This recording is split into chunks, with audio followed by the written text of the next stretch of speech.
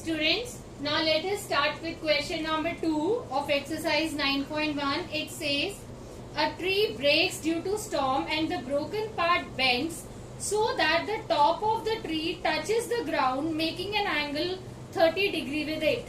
The distance between the foot of the tree to the point where the top touches the ground is 8 meter. Find the height of the tree. Now see here, consider this as the tree. मान लो कि ये tree है. It now due to storm it breaks down and its top touches the ground. पूरी तरह नहीं टूट रहा है, लेकिन इस तरह से टूट रहा है कि इसकी जो टॉप है वो ग्राउंड को टच कर रही है. अब ये ग्राउंड की लाइन हो गई, टॉप यहाँ टच कर रही है, तो ये जो एंगल बन रहा है ये 30 डिग्री का है. And they are saying that the distance between the foot of the tree कहाँ है, यहाँ पे, and to the point where it's top touches, उस पॉइंट पे जहां टॉप टच कर रहा है, is 8 metre. Find the height of the tree. Height of the tree मतलब ये वाला डिस्टेंस प्लस ये वाला डिस्टेंस, क्योंकि ट्री का ही पार्ट है ये वाला.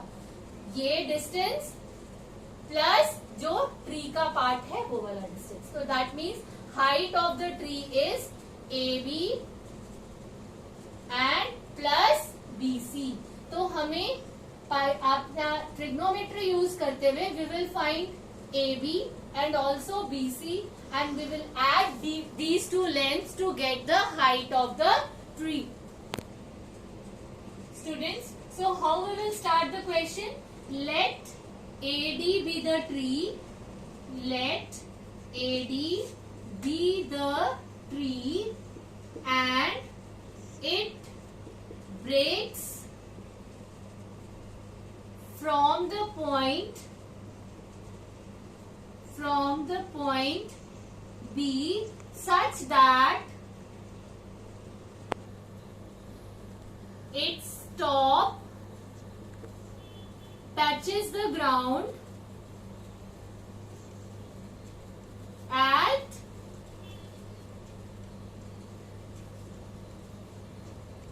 this point C. At C. Now from right triangle ABC. Now I need to find this height first, AB, और given है 8 मीटर, एंगल है C. तो C ये क्या होगी, परपेंडिकुलर, एंगल के सामने वाली साइड परपेंडिकुलर, और ये बेस, और परपेंडिकुलर और बेस में क्या रेशियो होता है, tan का. तो हम सबसे पहले क्या यूज करेंगे, tan 30 degree is equal to AB upon AC.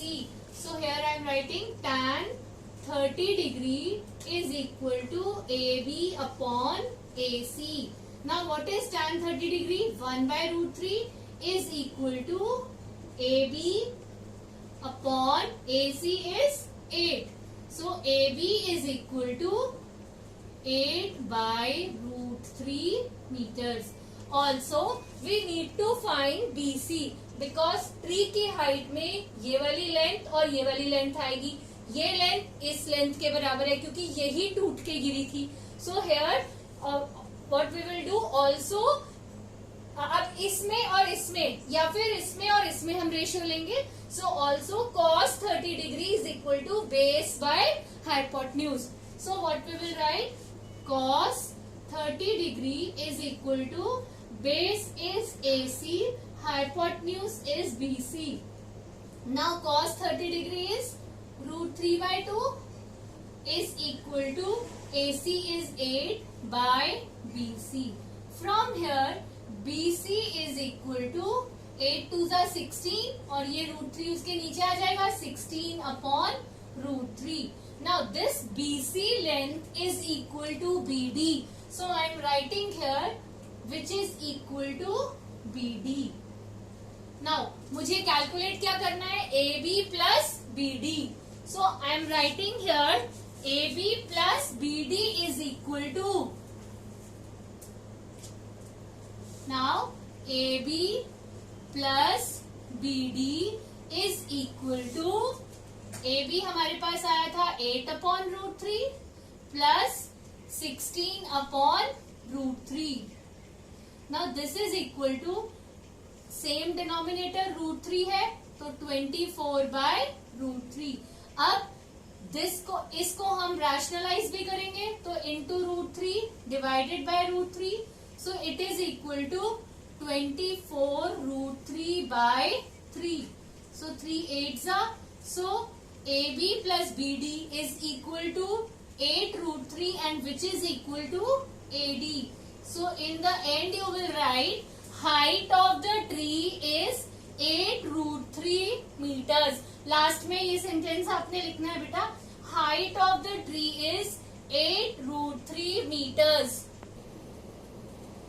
Now coming to question number 3, it says a contractor plans to install 2 slides for the children to play in park.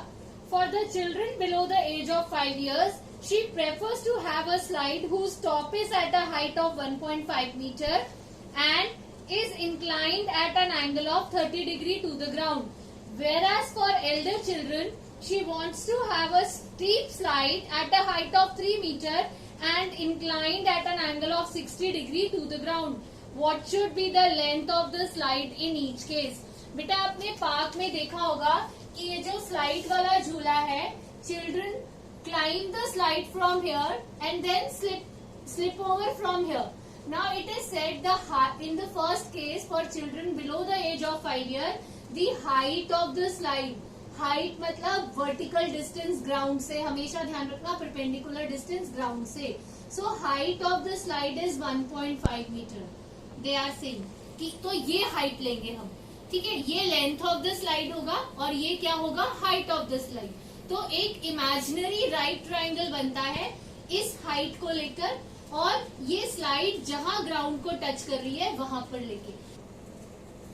और ये भी कहा है कि जो स्लाइड है it is incline to the ground at an angle of 30 degree.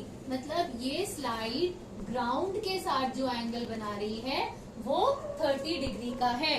और जो सेकेंड केस में जो वो स्लाइड बोल रहे हैं, सेकेंड केस में बेटा वो एक और स्लाइड कंसिडर कर रहे हैं बड़े बच्चों के लिए. उसमें कह रहे हैं कि जो हाइट है वो 1.5 मीटर की बजाय क्या है, 3 मीटर. और जो स्लाइड है वो इंक्लाइंड है to the ground at an angle of 60 degree.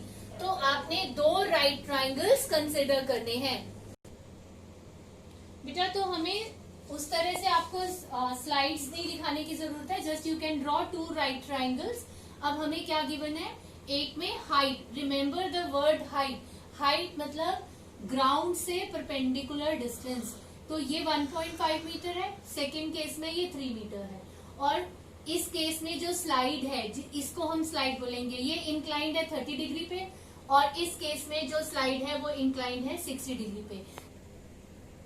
They are asking us to find the length of the slide in each case. मतलब हमें AC फाइंड करना है और हमें PR फाइंड करना है ईच केस में. तो आप क्या करोगे, late AC and PR be the 2 slides. काफी है इतना लिखना, ज्यादा डिटेल में लिखने की इसमें जरूरत नहीं होती है. Now from right triangle ABC. अब इसमें और इसमें परपेंडिकुलर और हाइपोटेन्यूज में क्या रेशियो होता है, साइन का. तो sine 30 degree is equal to AB by AC. AB हमें दिया हुआ है, AC हमें फाइंड करना है. So sine 30 1/2 is equal to 1.5 by AC. So from here we get AC is equal to 3 metre. 1.5 into 2 3 meters. Now in the second case what we will do, from right triangle PQR again sine 60 degree is equal to PQ by PR. Sine 60 degree √3/2 is equal to 3 by PR. PR length हमें find करनी है तो PR is equal to 2 3s are 6 upon √3. आप rationalise कर दो, √3 और √3 से multiply और डिवाइड कर दो. सो PR इज इक्वल टू 6√3/3. तो 3 2s are 6. So here it is 2√3 meters. In the end, you will write the answer like this. The lengths of two slides are 3 meter and 2√3 meter. Now coming to question number 4, it says the angle of elevation of the top of the tower from a point on the ground which is 30 meter away from the foot of the tower is 30 degree. See, consider AB as tower. Now they are saying the angle of elevation from a point on the ground. तो मान लो वो point है ये C. Now the angle of elevation of the top of the tower from this point, and it is said which is 30 meter away from the foot of the tower. Which is मतलब the point is 30 meter away from foot of the tower. Tower का foot कहाँ है? यहाँ पे. तो tower के foot से ये वाला पॉइंट 30 मीटर अवे है. And also it is said that it is making an angle of 30 degree. So what they are asking us, they want us to find the height of the tower. तो height of the tower क्या होगी? AB. तो अब ये AB है perpendicular और BC है base. तो परपेंडिकुलर और बेस में कौन सा रेशो लगेगा? tan का. तो tan रेशो यूज करते हुए आप हाइट AB और हाइट ऑफ द टावर निकालेंगे. This you will complete yourself. Now coming to question number 5, it says a kite is flying at a height of 60 meter above the ground. See beta, here a kite is flying and it is flying at a height of 60 meter. इसका मतलब कौन C length की बात कर रहे हैं? Perpendicular length की. Vertical distance from the ground. This distance is given as 60 metre. तो हम यहाँ पर ग्राउंड के लिए एक इस तरह से लाइन बना देंगे, horizontal line. Now what they are saying, the string attached to the kite is temporarily tied to a point on the ground. इसके साथ जो string attached है, जो thread लगा होता है, that is temporarily tied to a point on the ground. इसे ground पे एक point के साथ बांधा हुआ है. Then the inclination of the string with the ground is 60 degree. जो ये string है, इसकी inclination ground के साथ. इंक्लिनेशन मतलब ये कितने डिग्री के एंगल पर इंक्लाइंड है? तो ये 60 डिग्री के एंगल पे इंक्लाइंड है. ये क्वेश्चन में बोला हुआ है. Then find the length of the string. String कौन सी है? ये. अगर मैं इसको A नाम दे दूं तो string is AC. Find the length of the string. तो हमें length of the string AC find करनी है. अब गिवन क्या है? अगर हम इस एंगल को देखें, given is perpendicular. What they are asking? They are asking us to find hypotenuse. What is the ratio between perpendicular and hypotenuse? It is sine. So what you will do? Sine 60 degree is equal to AB by AC. From here you will find the length of the string. This question also you will complete yourself.